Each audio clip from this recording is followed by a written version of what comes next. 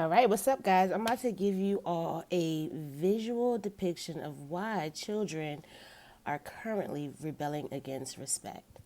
So, number one, I think that we have created the wrong hierarchy for respect, right? Usually, when we teach children about respect, we teach them about respect for adults and authority, respect for spaces and environments, respect for others, and then self-respect, right? And I think that this hierarchy confuses and frustrates children because they're put in positions where they have to pretty much be empathetic for all of these different people before they can actually be there for themselves.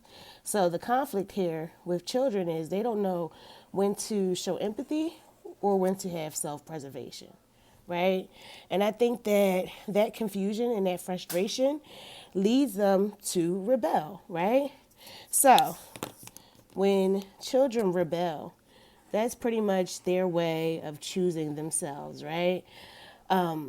Again, they have to always prioritize respecting everything else before themselves, right?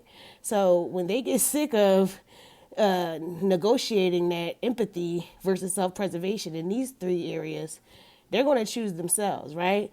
And usually, because they're not able to always work through their emotions, that tends to cause them to rebel and to do things that are considered disrespectful, right?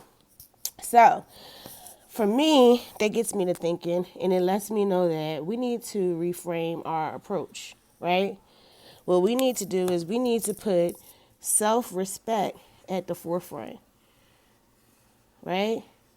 And when I say self-respect, I'm saying authentic self-respect, right? Not conceit. We don't want our children to be prideful, right? But we do want them to respect themselves. And one thing that I do know about self-respect is if a person is respecting themselves and taking the time and the discipline and the dedication to actually respect themselves to their highest regard, they're going to naturally have respect for spaces and environments, because when they come into certain spaces and environments, they're going to want to show their best selves, right? They're going to naturally have self-respect for others because not self-respect for others, but respect for others. I'm sorry. They're going to naturally have respect for others because of the fact that they respect themselves. So do unto others as you would like done unto you, right?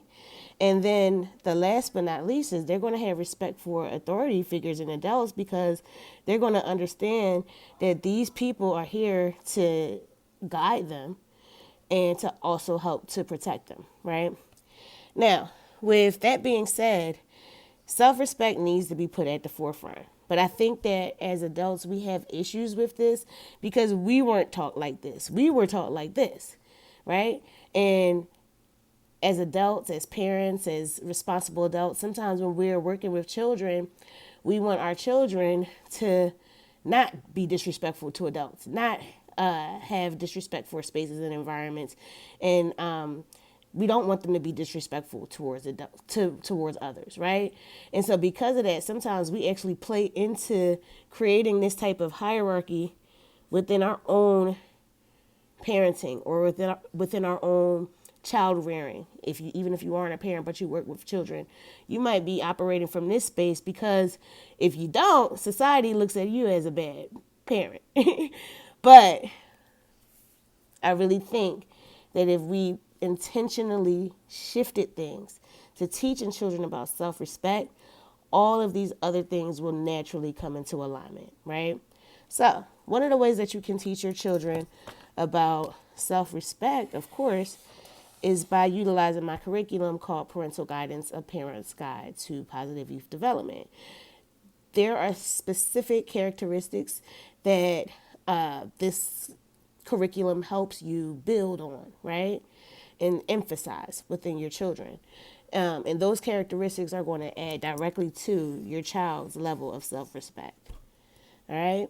And then the next thing that we need to do is we need to model self-respect. Because if we're not modeling self-respect, then one thing we're not going to do is we're not going to get the respect that we want from children that we're working with, right? Another thing that is going to happen is it's going to further confuse and frustrate the children if we're not modeling, right? Because how could you tell me to respect you as an adult or an authority figure when you're not acting like someone who respects themselves? So, I hope this helped. Let me know what you think about this visual depiction.